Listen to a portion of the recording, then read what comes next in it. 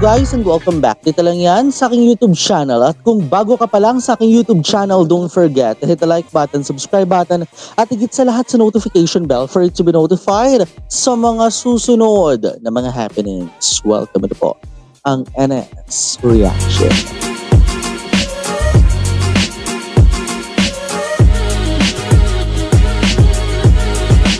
And for today, ito na nga ho ang ikapitong episode ng ating pagtutok na nagpapatuloy sa Boys in Love series. Kung maalala nga ho natin mga ka-NS, nung previous episode din nakita nga ho natin na napapunta din talaga dun sa, saan nga ba to? Dun sa, parang sa aquarium. Ayun, tama ba?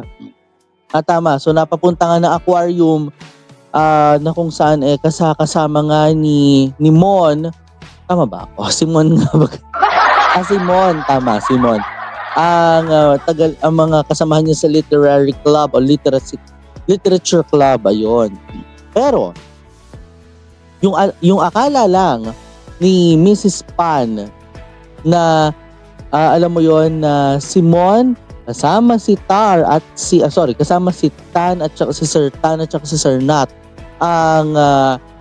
ang nandun lang kasama ng mga taga-literature club. Aba, hindi sila nagkamali ng akala ng dahil kasi sa isang IG story lamang na kumalat na kasalanan kasi ni Kim. Oo, ang endgame, pinauwi tuloy sa kanilang mga bahay, partikular itong Simon. Pero, sa isang sermon naman na nangyari no previous episode ko anong nanay, nawa naman ako. Syempre, nagsinungaling nga kasi yung anak, diba? Pero, ito yung naging endgame dyan. Ano to?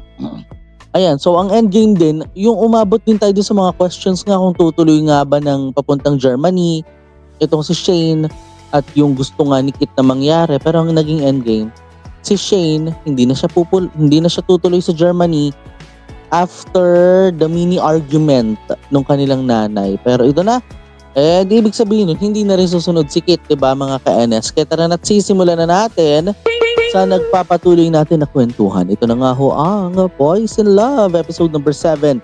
Araw ngayon ng Tuesday, kaya tara na't simulan na natin kagad-agad ang ating Thursday, mali yung kalendaryo dito. Araw ng Thursday, Pilipinas. In 3, 2, and 1. Let's play. ตัวละครพฤติกรรม mali yung NS team หน่วยงานวิชาชีพในเรื่องนี้เป็นเรื่องสมมุติที่สร้างขึ้นเพื่อความบันเทิงเท่านั้นโดยมิได้มีเจตนาชี้นำหรือส่งเสริมการกระทำใดๆที่เกิดขึ้นในเรื่องโปรดใช้วิจารณญาณในการรับชม Let's go to Scotland baby คุณนัทผมเจอต้ากับเปิร์แล้วนะครับกลับดีๆนะครับเดี๋ยวผมจะรออยู่ที่ห้องพัสดุแม่แค่ไม่อยากให้ลูกรีบร้อนเกินไปแต่ม่อนเข้มแข็งพอครับแม่สตรองยังไงม่อนก็สตรองอย่างนั้นครับเราขอโทษแม่แล้วนะเก่งมากครับจะเป็นแฟนมึงต่อจากนี้เราเป็นแฟนกันแล้วนะชัดพอไหมชัดพอแล้วครับคุณแฟน Ayun. Happy Pride Month. Ayan. Mula po dito sa NS channel hanggang sa inyo, Happy Pride Month. Ayan. On behalf of all the NS team and on behalf of all the NS team members, at sa inyong lingkod po, Happy Pride Month sa ating lahat. So ito na. It's time for a new story. New episode. Let's go.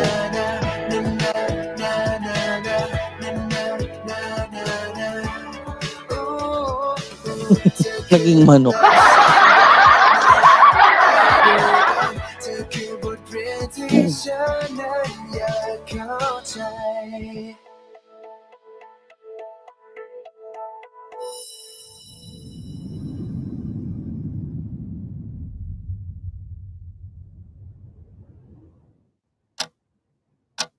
It's 4:20 in the morning. Just daily routines.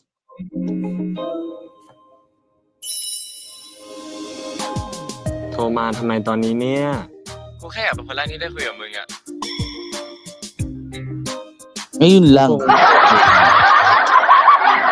ตี 4ด้วยนะ ใครจะมาคุยกับกู เอ้าก็ไคจูไงไคจูอาจจะได้คุยกับมึงก่อนก็ได้ นี่ใจคอมึงอิจฉาแม้กระทั่งแมวเลยอะนะ ตอนนี้กูพอใจละ มึงก็สู้ๆกับการอ่านหนังสือนะ กูไปนอนก่อนละ บาย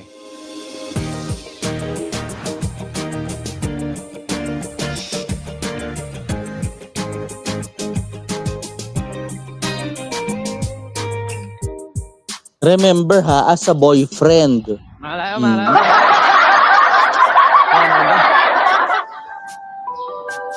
ถ้าอยากไปพร้อมกันก็อย่ามาสายดิ โอ้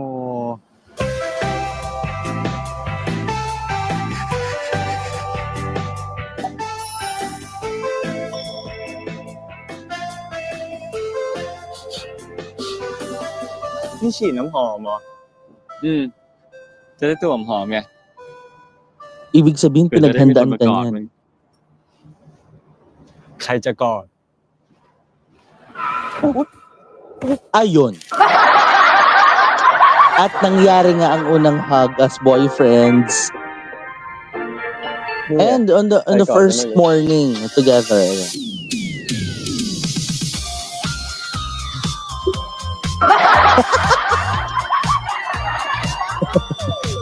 เขินละไม่ได้เขินก็เห็นอยู่ว่าเขินไม่ได้เขินสักหน่อย Tapos isa pang preno, no?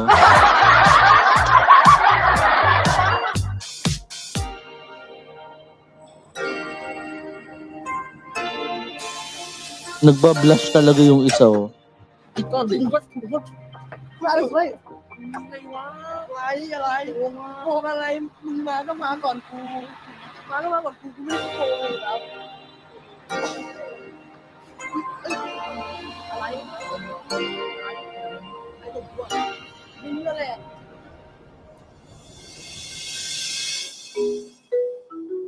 Okay. 5 days before the school break. Wow.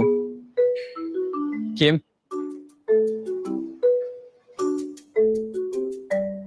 ม่อน เราทำชีทสรุปวิชาเลขมาให้ม่อนด้วย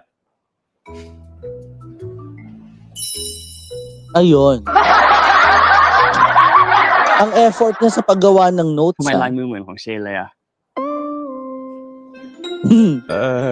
คือจริงๆก็ชีทสรุปของไอเชนนั่นแหละ แต่ก็มีที่เราเขียนเองเพิ่มไปด้วยนะ ม่อน สู้ม่อนเก่งมาก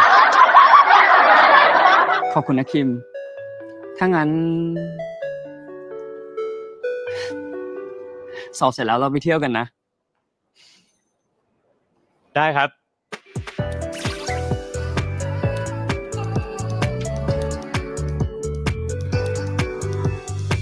อะไรนะ มึงก็จะไปเที่ยวกับแฟน แล้วผิดนัดพวกกูเนี่ยนะ กูไปนั่งกับพวกมึงตอนไหน เอาเราก็นัดกันตลอดไม่ใช่หรอ ว่าหลังสอบเสร็จเราจะไปเที่ยวด้วยกันอ่ะ มันไม่เคยมีการนัดโปะอะ แต่เราก็ Oo nga naman. ไปด้วยกันทุกปีไม่ใช่หรอ ฮะ In other words, Kung hindi traditional. คุณมีแฟนเราจะทิ้งเพื่อนนี้เหรอ Mm. ปีสุดท้ายที่เราจะได้อยู่ด้วยกันแล้วนะเว้ย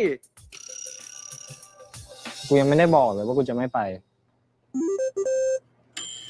ดีมากเชน เนี่ย Okay. ไอ้คิม มึงหัดดูเชนเป็นตัวอย่างบ้างนะเว้ย ถึงแม้มันจะมีแฟนอะแต่มันก็ยังเลือกเพื่อน ไม่เหมือนคนอย่างมึง สอบเสร็จค่อยว่ากัน สอบเสร็จค่อยว่ากัน อะไรวะ มึงก็เป็นซะอย่างเงี้ย ใช่ไหมไอ้เปอร์ แล้วมึงอะมึงจะทิ้งกูอีกปะเนี่ย ฮะ เอา Wala, แต่กูฟัง earphones.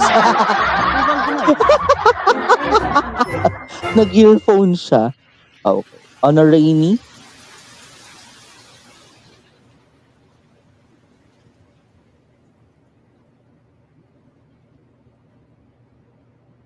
เชน กูอยากเล่นเลเซอร์แท็กอะหลังสอบวันสุดท้ายเราไปเล่นกันปะ Nako. กูมีนัดกับเพื่อนๆอ่ะ มันนัดกันทุกปี ถ้ากูไม่ไปเดี๋ยวมันงอนอ่ะ ไปไหนอะ ก็คงไปเดินเล่น กินข้าวเฉยๆอ่ะ ไม่มีอะไรหรอก กูไปด้วยได้ปะ มึงอยากไปจริงๆเหรอ ก็ไปได้ไหมล่ะ O nga naman, pwede naman siya maki-join. The more, the merrier. Di ba? เอาเถอะงั้นไว้สอบเสร็จค่อยว่ากันก็ได้ Ayun, ang dami mo kakausapin sa finals, ha? กูหิวอ่ะ ไม่ต้องมาใช้มุกเก่าเลย กูหิวจริง มึงเพิ่งกิน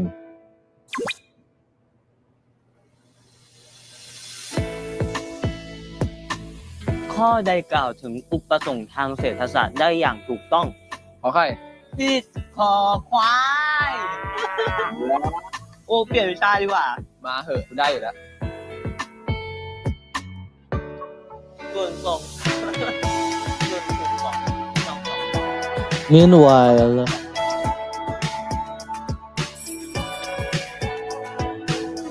gusto ko yung parang may photoshoot na sila, no? Ayan, no? Ayun. Pinagmasdan ng nanay. Ayan. งานไปเลย มีงานแล้ว งานอะไรเฝ้าคนน่ารักอ่านหนังสือ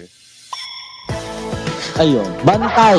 สำคัญจะตาย Bantay aral จะ to ไปแย่ eh. งมันทำไงอะ Mm. อ่านได้แล้ว เชิญก็เชิญก็กูก็มีงาน Naging bantay aral to, ha? งาน Oo. น่ารักกว่ามึงมองอะไรเนี่ยมองโจทย์ Pero ang ganda nung ano, no? Ang Easy, ganda nung easy. salamin. Easy. Tapos may ano, Easy. extension ให้มึง attached. ตอบได้กูให้ Ewan ko ba. 2 ล้าน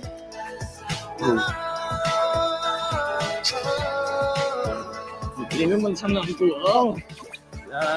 ผมก็ผิดหน้าแล้วมาดูนี่เลยเดี๋ยวเท่าไหร่ข้ามไปก่อน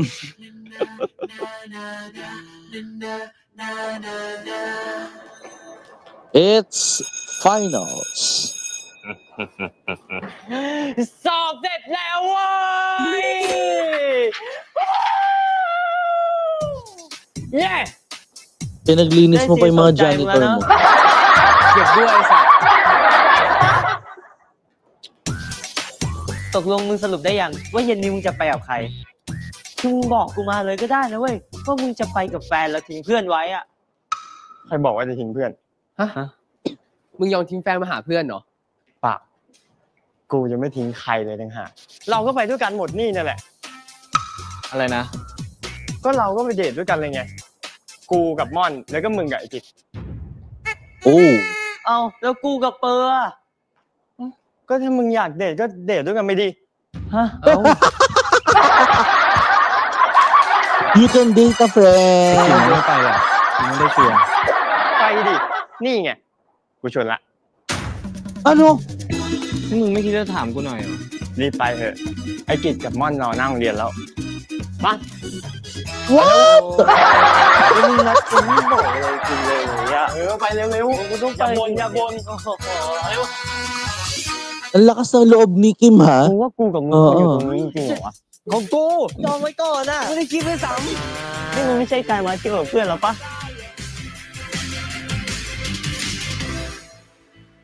At syempre, ito na tayo mga ka-NS sa hangout sesh with the boys. Ayan nga ho mga ka-NS, dahil particularly nga ito sa mga nangyayari nga ngayon, 'di ba? Alam niyo yun talagang it's really a school break.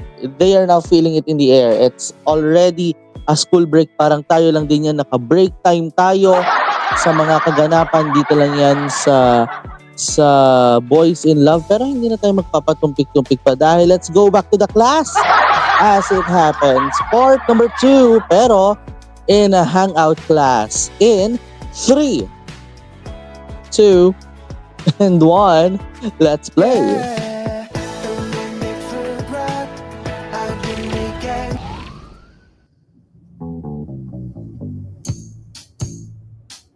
It's a date. Double date. Plus the 5th and the 6th wheels.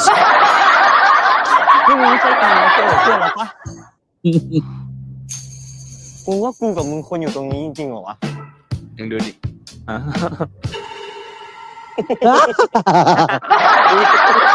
เ อ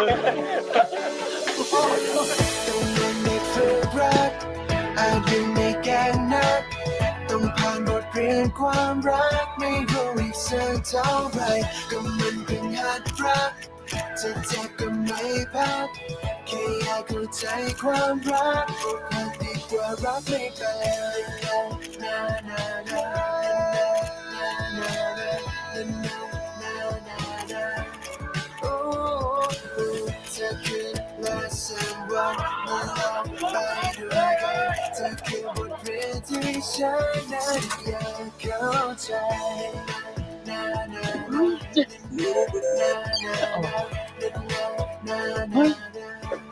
โอ้เธอคือ lesson one มาลองไปด้วยกันเธอคือบทเรียนที่ฉันนั้นเฮ้ยมึงเก่งจังอ่ะกูขอนะเฮ้ยมาของกูจองไว้ก่อนอ่ะไม่ได้คิดไป3กูอยากได้บ้างดูดิ Ayun na. Pinag-aagawan na yung yung stuffed toy.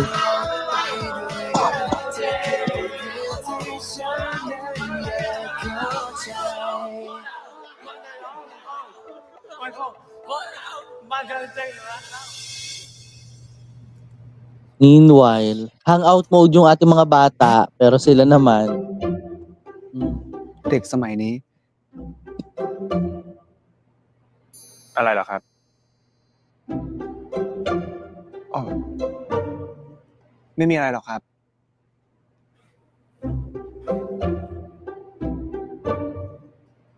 คุณเคยคิดไหมว่าบางทีเราก็โชคร้ายที่ไม่ได้เกิดมาเป็นเด็กสมัยนี้อ่ะ oh, ยังไงอะครับ interesting question yan ah. คุณลองคิดดูดิหักไม้เรียวยกเลิกชุดนักเรียนโลกก็เปิดกว้างสังคมก็ก้าวหน้าทางเลือกก็เยอะอยากเป็นอะไรก็เป็นอยากทำอะไรก็ทำหรือแม้แต่อยากจะรักกับใครอ่ะเด็กสมัยเนี้ยไม่ต้องกังวลหรือว่าต้องกลัวเหมือนเด็กสมัยเราเลยนะ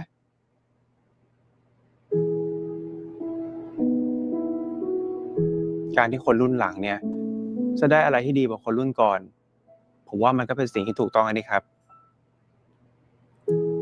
แล้วอีกอย่างนะผมว่าการเป็นวัยรุ่นในแต่ละสมัยเนี่ยมันก็มีเสน่ห์ในแบบของมันเองนะครับTotoo. ครูแทนกำลังเสียดายชีวิตวัยรุ่นตัวเองอยู่เหรอครับอะไรของคุณผมก็แค่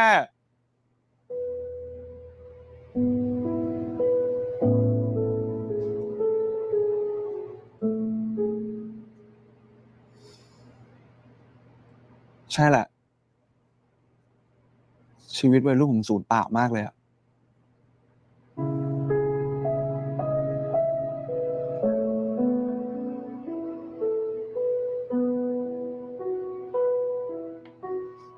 เฮ้ยจริงๆผมว่าแค่อิจฉาเด็กนักเรียนนะที่สอบเสร็จก็ไปเลี้ยงฉลองปิดเทอมแต่ครูอย่างพวกเราก็ต้องมานั่งตรวจข้อสอบกันต่อถ้างั้นตรวจข้อสอบเสร็จเนี่ยเราไปฉลองกันไหมครับไปฉลองได้ด้วยเหรองานมีตั้งเยอะตั้งแยะปิดเทอมคือสวรรค์ของเด็กแต่คือนรกของครูอย่างพวกเราเลยนะ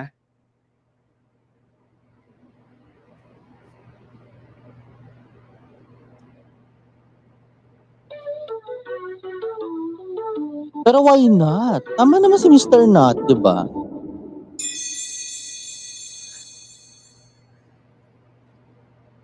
Ay, ที่ไหนดีครับ Ayun, nagtanong ka pa eh. ถ้างั้นผมจองร้านแล้วนะครับ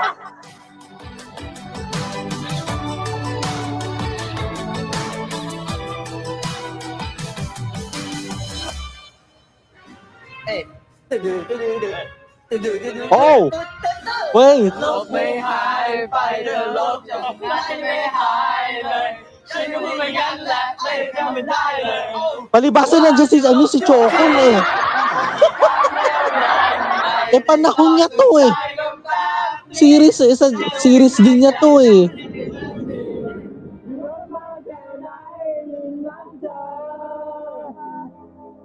O, nasa ano siya nun eh. So, si ano? Kala niya? Si Half. Hi, Half!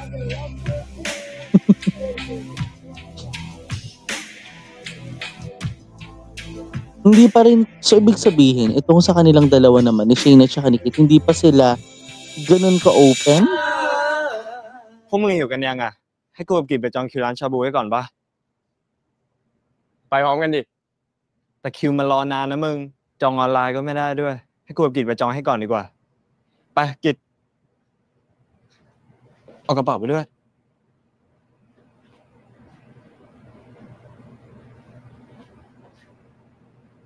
อยากจะสวีทกันว่างั้นแหละ มันอาจจะแค่รำคาญเสียงมึงเฉยๆก็ได้ เอาไอ้สัตว์นี่ กูไม่รู้เลยกูร้องเพราะ Grabe siya!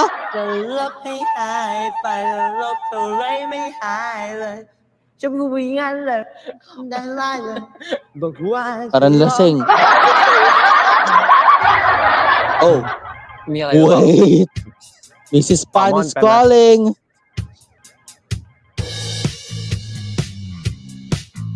ครับครู ม่อนจะกลับบ้านกี่โมง ครูไม่ต้องเป็นห่วงนะครับ ผมกับม่อนแค่มาเที่ยวห้างกับเพื่อนๆเฉยๆครับ ครูถามว่าเธอจะพาม่อนกลับบ้านกี่โมง Nagtatanong akong kailan. 4 ทุ่มครับ แล้วจะไม่ไปกินเหล้าหรือว่าทำอะไรที่ไม่ปลอดภัยใช่ไหม ไม่แน่นอนครับ ผมจะดูแลม่อนอย่างดีเลย งั้น4 ทุ่มนะ ครูคาดหวังว่าเธอจะพาม่อนกลับมาบ้านอย่างปลอดภัย งั้น5 ทุ่มได้ไหมครับ Ano ba yan? โอเคครับ 4 ทุ่มก็ 4 ทุ่มครับ Kim naman! Ayan.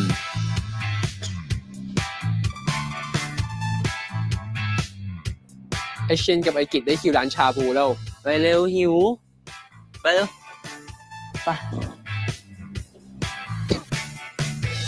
แม่เราโทรมากวนเรื่องอะไรอีก เขาแค่โทรมาถามเรื่องเวลากลับบ้านเฉยๆอะ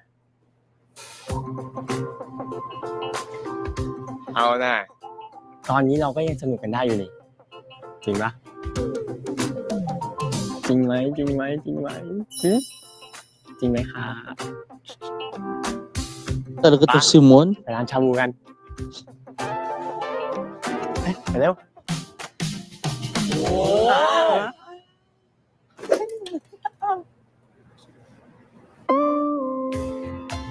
ไอ้คิม มึงเหลือให้คนอื่นด้วยดิ มึงได้สั่งเพิ่มดิจะโวยวายไหมวะ เป็นบุฟเฟ่ต์นะเว้ย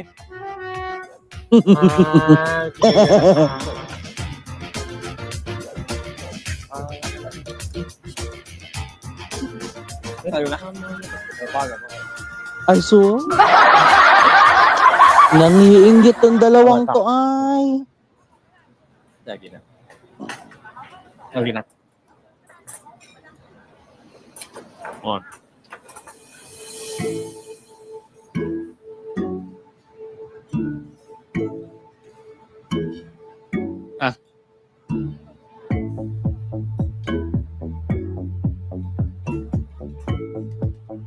ไม่เป็นไรกินเลย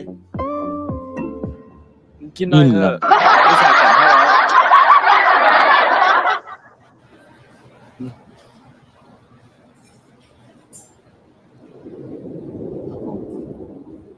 Kasi silang dalawa, ni Mon at saka ni Kim, they were open in the public that they were boyfriends. Pero kasi, for Shane and Kit, it's like a discreet situation. Eh.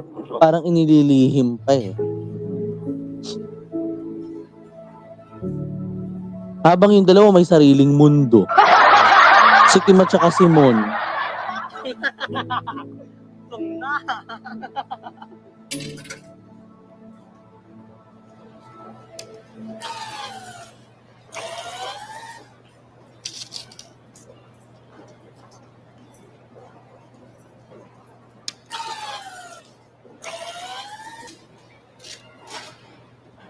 ไหนบอกว่าไปเข้าห้องน้ำไง ก็ไม่อยากอึดอัดอะใครอึดอัด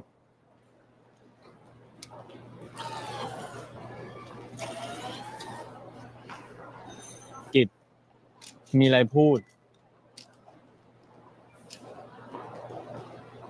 แล้วทำไมกูแกะกุ้งให้แล้วมึงไม่กิน เอาจริงดิมึงโกรธกูเพราะเรื่องนี้เหรอ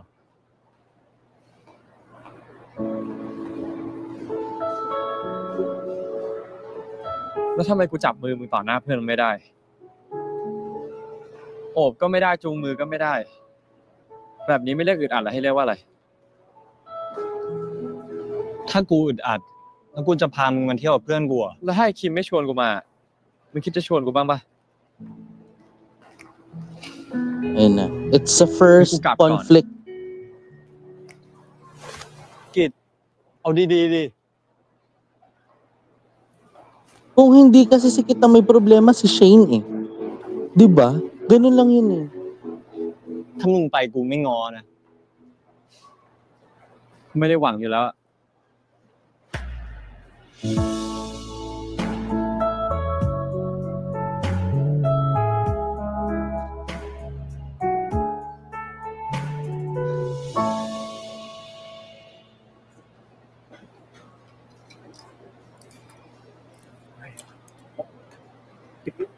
กิจอะกลับไปละ อ้าวทำไมอ่ะ จริงๆมีมันแกะกุ้งให้ก็ดีเหมือนกันนะ แล้วทำไมมึงไม่แกะเอง Patay. Init na ng ulo yan. คืนนี้บ้านพี่เอิร์ธจะมีจัดปาร์ตี้พวกเราไปแจมได้เว้ย ไอ้ต้ามันลากกูมาปาร์ตี้บ้านรุ่นพี่ที่มันรู้จักอ่ะ กล้ากินเหรอ Alam nyo, ganyan talaga pag yung tipong hindi kayo ganun ka-open in the public, diba? Pero tandaan lang natin ha, mga ka-NS, hindi naman kailangan talaga maging super importante ng lahat ng mga bagay na ito eh. Particularly nga dahil, alam mo yun, ito nga, diba, yung minor nga lang to eh. Minor issue pa nga lang yung ikaw yung pinagbalat ng, alam mo yun, yung pinagbalat ka ng hipon, pero hindi mo na-appreciate. Diba? Ang minor pa lang nun eh. Kaya naman simulan na natin kagadagad ang ating pagrarak. Ito na nga ho ang part number 3 ng istorya. In 3, 2, and 1, let's play!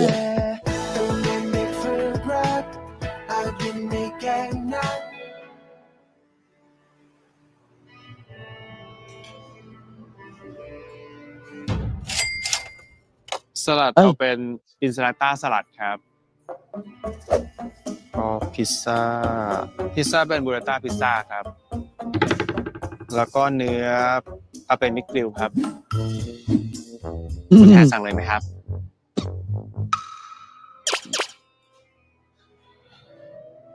ผมเอาเนี่ยครับ280แค่นี้ครับ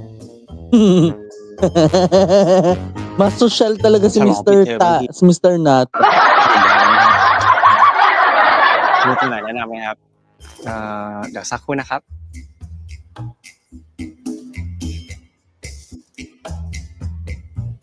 Nahiya tuloy si Mr. Tan.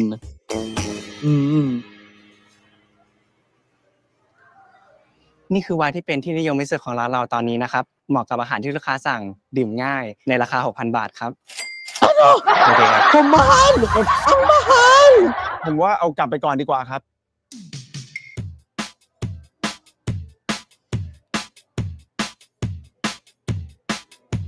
Hindi siya sanay. นัทเราคุยกันก่อนดีกว่า Nag-usap na nga kayo. ร้านอาหารนี่แพงมากเลยไม่ต้องกังวลหรอกนะครับผมกะจะเลี้ยงคุณอยู่แล้วเลี้ยงผมทำไมอ่ะ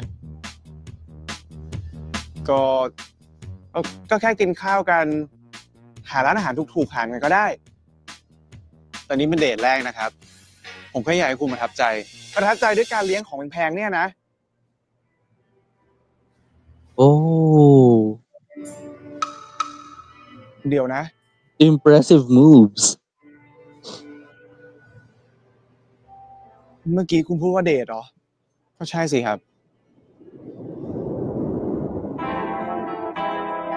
Date na yan ha. ทำไมอ่ะ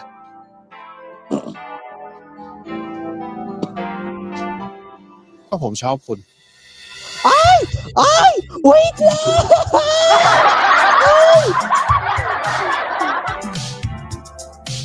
Uy, grabe ha. Sir, salamat sa pambibigla ha. บ้าแล้ว It's a date. อย่ามาตลก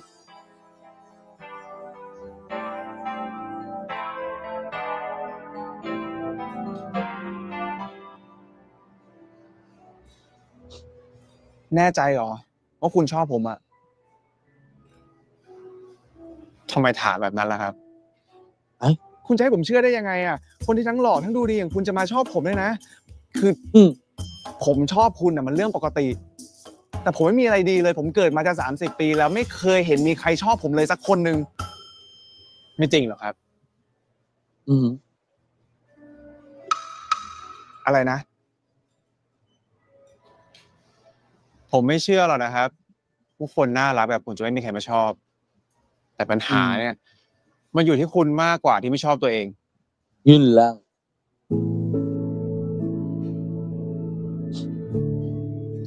Yun lang. Kasi, masyado ka naman si Totoy Duda. ขอโทษนะครับที่ทำให้ไม่สบายใจ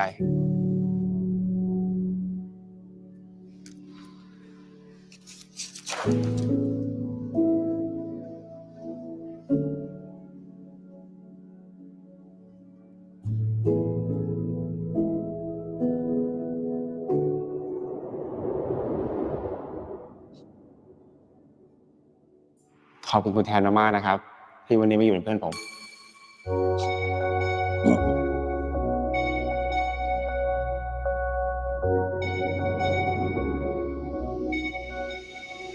Baka sigurado din siya na siya ang magbabayad ng sa meal mo rin. Kasi di ba may mga ganong chances, di ba? นัทเดี๋ยวก่อนครับ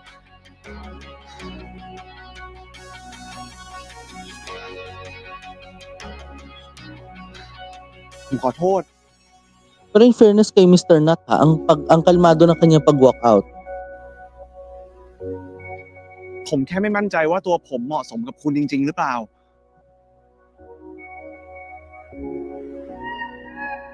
มันจริงอย่างที่คุณพูดอะปัญหาคือผมไม่ชอบตัวเอง แต่ผมดีใจมากนะครับ ที่ผมรู้ว่าคุณก็ชอบผมเหมือนกัน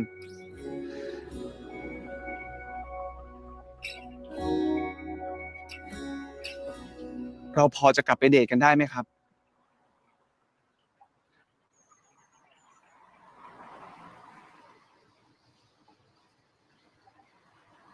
บางสิ่งบางอย่างในชีวิตที่มันผ่านไปแล้วอ่ะมันย้อนกลับมาไม่ได้หรอกนะครับ Patay tayo.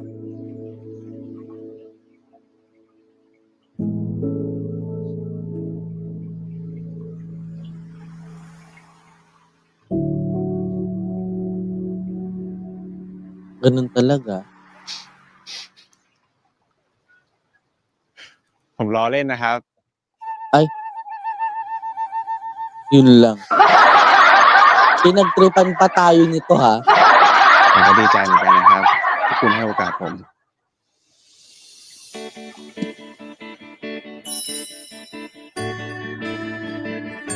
เรากลับเข้าไปในร้านกันนะครับ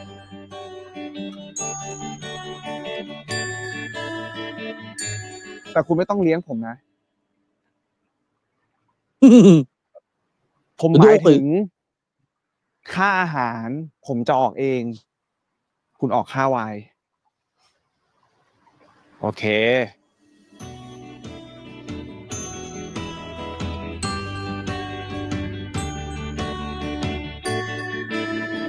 Baka ito rin kasi yung chance mo rin talaga to develop on your own, di ba? On how to love yourself before you will be loved by someone. Di ba? Kasi ganun lagi eh, di ba? It's always for you to be developed eh. Di ba? And tandaan natin, hindi madali ang ganitong mga klase ng development, di ba? But instead, it's welcoming to develop, di ba? Okay, going back to the date, I guess. ของเขา Oh. ไปไหนกันต่อ Going ดี back อะ to the friends, นั่นดิ to the มีอะไร kids. ทำอีกวะงั้นกลับบ้านเลยดีไหมม่อนมึงจะรีบกลับทำไมวะนี่เพิ่ง2 ทุ่มเองนะเว้ยนี่ปิดเทอมแล้วนะเว้ยปิดเทอมอะไปทำอะไรสนุกต่อดิ Naku, yun ang gusto ni Mon. คืนนี้บ้านพี่เอิร์ธจะมีจัดปาร์ตี้เขาบอกว่าพวกเราไปแจมได้เว้ยใครคืนพี่เอิร์ธวะก็พี่เอิร์ธไงพี่เอิร์ธรุ่นพี่โรงเรียนเราอะอ๋อนี่เป็นนักบอลมะอันนี้พี่โอ๊ต พี่เอิร์ธอะที่พ่อเป็นผู้กำกับหนังอะพี่เอิร์ธที่ทำหนังสั้นได้รางวัลอะคืนเนี้ยพี่เอิร์ธจะมีจัดปาร์ตี้ที่บ้านเว้ยไปกันปะ แต่พวกกูไม่รู้จักนะ ไปได้เหรอ แต่กูรู้จักไงคือกูถามเขาแล้วเขาบอกว่าน้องต้ามาได้เลยนะครับชวนเพื่อนมาเยอะๆเลยนี่กูพูดงี้เลยเว้ยปาร์ตี้เด็กมหาลัยเลยนะเว้ยมันต้องสนุกแน่ๆอ่ะ High school pa lang kayo, di ba? แอลกอฮอล์ให้เราลองกินก็ได้นะเว้ย ถ้ามีแอลกอฮอล์อะมอนไปไม่ได้หรอก ไปดิดูน่าสนุกดีหรอก Naku! โหกินเราอยู่ม.6 กันแล้ว ยังไม่เคยไปปาร์ตี้เลย ลองไปสักครั้งดีไหมไปได้ไหมอยากลองไป โอเค มีกูไปเปอร์ไปม่อนไปมึงไม่ไปเรื่องของมึงอะคิม ถ้ามอนไปกูก็ต้องไปดิ yeah Kaya lang, iwas maoy dapat ha. ไม่ไปไม่เป็นไรนะเว้ยคือมันไม่ใช่แนวมึงอยู่แล้วอะกูเข้าใจ มีเหตุผลอะไรที่กูจะไม่ไปอ่ะ Oh. วันนี้กูว่าง กูไม่ต้องอยู่กับใครอยู่แล้ว กูจะไปไหนก็ได้ทั้งนั้นแหละ Okay. จะไปก็รีบไปดิรออะไร ไปครับไปครับไปครับไปครับไปเร็ว Si boss, Let's go. si boss galit na. Si boss galit na. Si boss mapagmahal na gagalit. ยืนปาร์ตี้ในหนังฝรั่งชัดๆอ่ะ มึงหาเจ้าของบ้านอยู่เหรอ เปล่ากูหาเหล้ากูอยากรู้ว่าเขาหยิบเหล้าจากที่ไหนกันอ่ะ กูว่ามึงหายพี่เอ้ยอะไรของมึงให้เจอก่อนไหม จะหาทำไมหาเหล้าก่อนดิ เรายังไม่จบม .6 เลย ยังไม่ควรจะกินเหล้าตอนนี้ป่าวะ ไอเชนมึงด่ามันดิ ด่าทำไม กูอยากลองกินเหมือนกัน กูว่าเราลองไปหาตรงนู้นกันดีกว่า โอเค ไม่ต้องเลย ม่อนอยู่กับเราตรงนี้นี่แหละ ใครจะกินก็กินไป แต่เรากับม่อนจะไม่กินเหล้าเด็ดขาด เราก็แค่อยากสนุกอ่ะ จะสนุกก็สนุกได้ ไม่เห็นต้องกินเหล้าเลย จริงเหรอ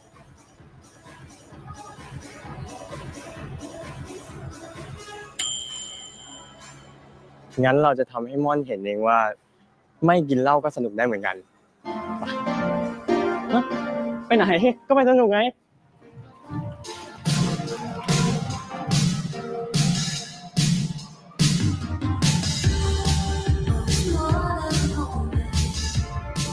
Hoy! Ano yan? Bigla siyang gumanon. Ang cute. เอเปอร์ขึ้นไปหาด้านบนกันไหม เอาดิ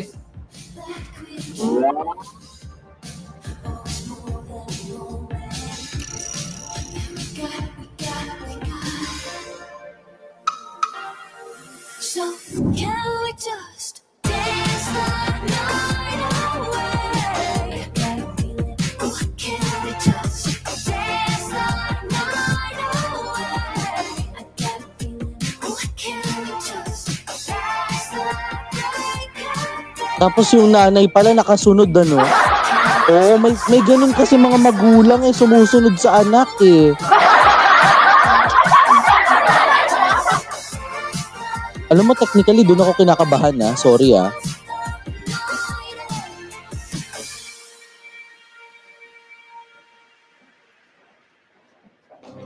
We try and cage a bird, but it wants to fly away.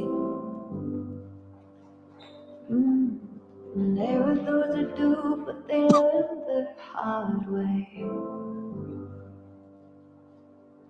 So I look into your eyes as you rest upon my shoulder. I know what I gotta do. Even though I feel your love, this is the hardest thing I'll ever do. You told me love I never felt before. Give me a strength that I've been looking for. ไอ้ต้ามันลากกูมาปาร์ตี้บ้านรุ่นพี่ที่มันรู้จักอ่ะ Oh, nagbabasa ng message. Medyo malamig ah. เฮ้ยพวกเราเอาเบียร์มาเพิ่มนะ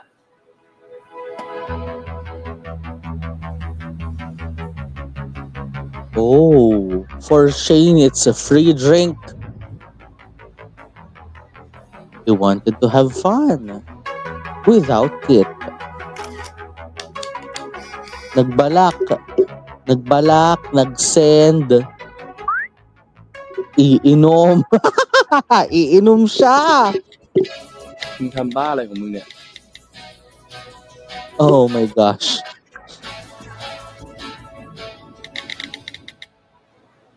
กล้ากินเหรอ ปกติเป็นกล้าทำอะไร Nako! Nako! We have! Hala! We have to prove it! Papatunayan niya! Tarantado ka ng taon, Kit! โอ้ไม่เจอเหล้าเลยว่ะ Nako, nanggigigil ako sa'yo, Kit. กันขนาดเนี้ย มึงจะอยากเมาอะไรขนาดนั้นวะ ก็กูอยากลองอ่ะ ไม่ให้ลองตอนนี้จะให้ลองตอนไหนวะ แล้วมึงไม่อยากลองเหรอ กูเคยกินแล้วอะ จริงดิ พ่อกูสอนกูกินตั้งแต่ม .4 แล้ว โอ้อันนี้กูแพ้มึงเหรอเนี่ย มันไม่ใช่เรื่องต้องมาชนะกันไหมวะ เอาจริงๆ เดี๋ยวสักวันมึงก็ได้กินอยู่แล้วเหล้าอ่ะ มึงไม่ต้องรีบหรอก รู้งี้กูไม่เสียเวลามาหรอกถ้าไม่ได้ลองกินเหล้าอ่ะ เฮ้ยเกมดูเดี๋ยวเว้ย ไป เดี๋ยวมาแล้วเว้ยขอยาวแก้วอ่ะแก้วถึงช้านี่นะลูกเร็วมาเร็วหน่อยขอเลยครับแก้วมาอย่าช้าเลยอย่าช้า Mas magulat, ayan. มึงใครเนี่ย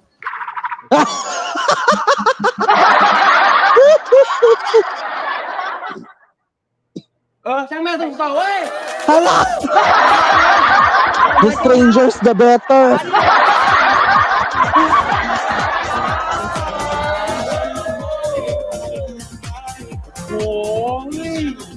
Tingnan natin kung sino mga maoy ng taon dito sa episode na to ah.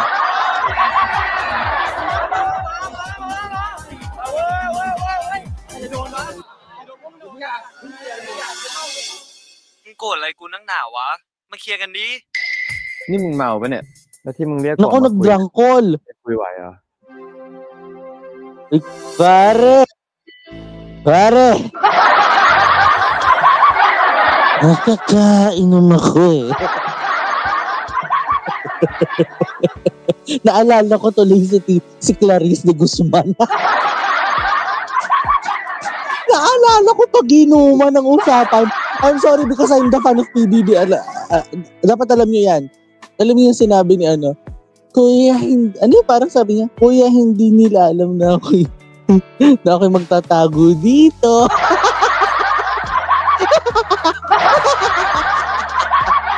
Tapos na yung nagmaoy na tumalon sa pool. Susunod.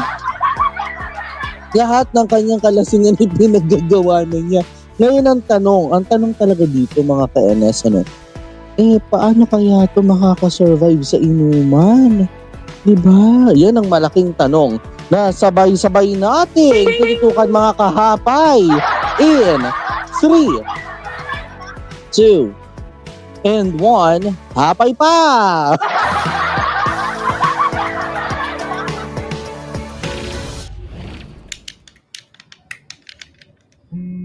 I guess it's 9:30 in the evening pa lang.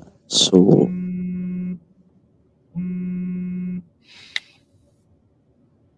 Hello? มึงโกรธอะไรกูนักหนาวะ มาเคลียร์กันดิ นี่มึงเมาปะเนี่ย เมาเชี่ยอะไรอ่ะ มึงรีบมาเลยนะ ถ้ามึงไม่มาต Naku, อนเนี้ย nagdrangkol na nga. แชร์โลมา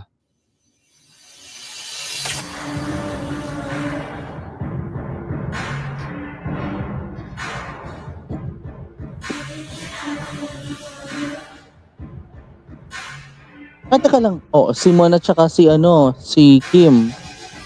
เอาอีกนี่มึงมาไงวะเนี่ย สวัสดีครับพี่เอิร์ธคือเพื่อนผมมันชวนมาพี่ชื่อไอ้ต้า เ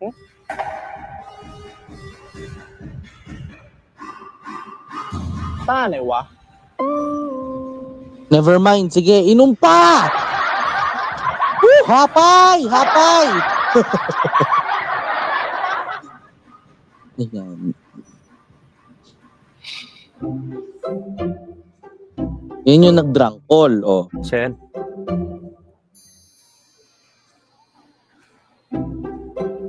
Niมึงไหวปะเนี่ย กินไปอีกขวดแล้วเนี่ย Huwag mo sabing isa pa lang yan. ขวดเดียว Isa pa ขวด lang? เดียวนี่เมาขนาดนี้เลยเหรอ Ang hina mo! คุณใช่ไหม Ano ba yan? นี่มึงหายโกรธกูแล้วเหรอ Isa pa lang pero lasing na. ยัง Alam nyo, wait lang. Sa lahat ng mga nakita ko kahit online, hindi, joke lang.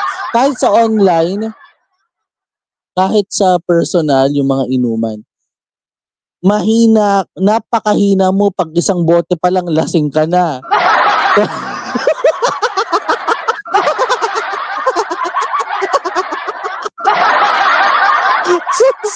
So sweet! Shane, diretso na, go, go, go! แล้วที่มึงเรียกกว่ามาคุยเนี่ยยังคุยไหวเหรอ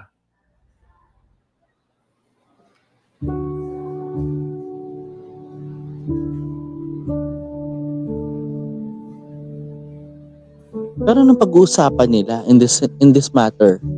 Diba? จริงๆวันเนี้ยกูไม่ได้ไม่ชอบสิ่งที่มึงทำนะกูก็แค่ทำตัวไม่ถูกอ่ะ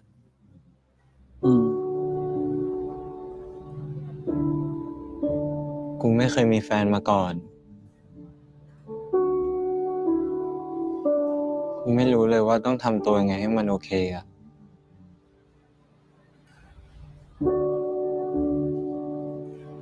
แล้วเวลาอยู่ต่อหน้าคนอื่นสายตาที่แต่ละคนเขามองมาเขาคิดอะไรกันอยู่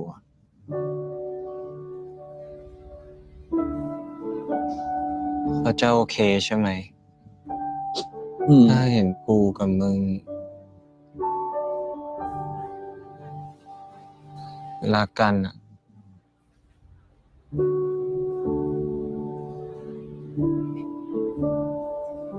ขอโทษนะที่กูมัวแต่แคร์สายตาคนอื่นจนลืมความรู้สึกของมึงอ่ะ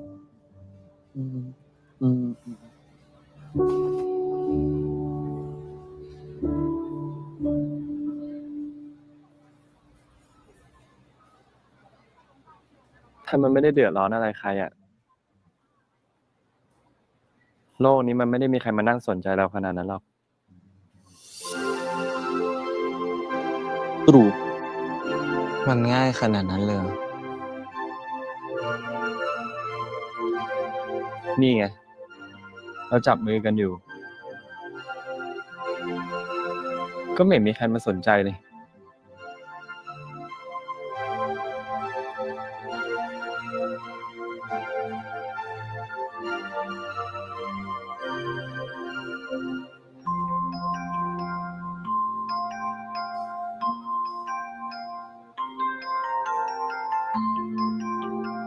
งั้นถ้ากูจะหลับตรงนี้คงไม่มีใครสนใจใช่ปะใช่แต่มึงคงจะไม่ได้หลับตอนนี้ใช่ไหมNgayon, tulog na.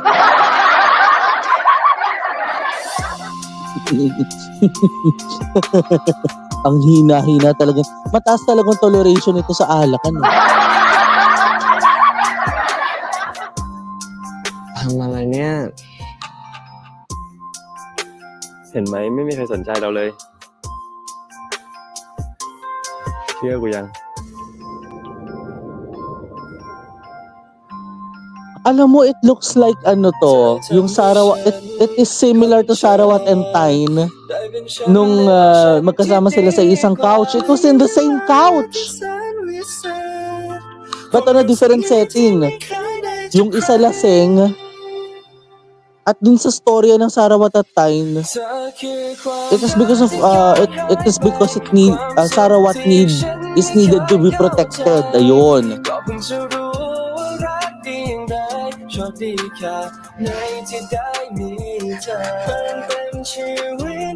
0%. Hoy! Wait lang! Kung 0% alcohol, hindi ka lasing. Oo.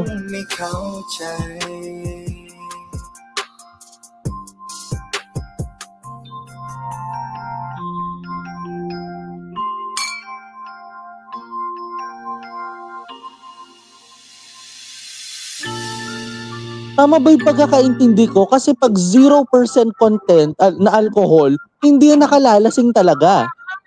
Diba? Kasi yun yung nakalagay dun eh. It's 0%, so hindi siya talaga totoong lasing. It is sick for an attention lang talaga siya. Sumakses ka dun, Shane, ha? Kasi sabi niya, ay ako'y antok na kumbaga sa Tagalog, no? Parang ako'y antok na. Wala namang pake. Antok lang siya, oo, pero hindi siya nakakainom. Ay, hindi. Lasing siya, pero 0% eh. Oh, ay, punyeta, naguguluhan ako. Tawa yung team. So, tsakara, Senes team. วันเปิดทั้ง2 วันแรกไง อ๋อว่ะ ถ้าอยากจะเป็นนักเรียนดีเด่นจริงๆ ก็ต้องมีผลงานมากกว่านี้งั้นเดี๋ยวเราจะช่วยคิมคิดนะ ขอบคุณนะม่อนน่ารักจัง คิมก็น่ารักเหมือนกัน บ้านมึงไม่มีคนอยู่เลยเหรอ คืนนี้กูนอนเป็นเพื่อนได้ปะมึงใส่ตัวนี้แล้วกัน ขี้ร้อนอ่ะ บอกให้ใส่กัน Oh.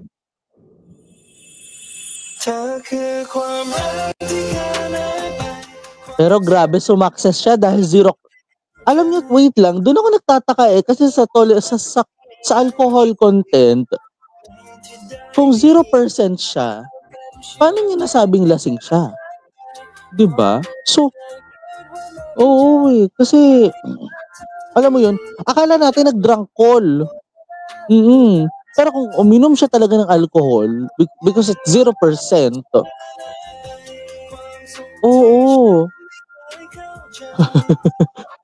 Wait lang, may dialogue po dito ang NS team. Wait lang. Pati ako naguluhan. Ang alcohol content is 0%.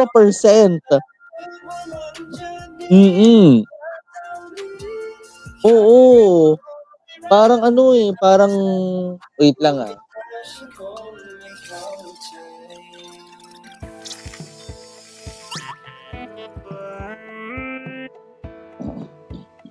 Oo, parang so pag 0%, wait lang, according to the research, pag 0%, ibig sabihin non-alcoholic.